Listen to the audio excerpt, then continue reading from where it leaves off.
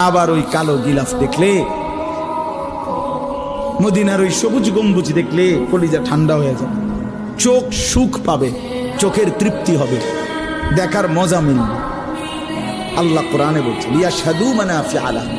আল্লাহকে যদি জিজ্ঞেস করে বান্দা কেন আমি হজে যাব, আল্লাহ বলে আয়েশা দেখো, লিয়াশহাদু, সে যেন আয়েশা দেখে। আইসো বান্দা, আসো না আমার ঘরে, আসো, আমি দেখাবো কুদরতের কি পরিমাণ নিদর্শন।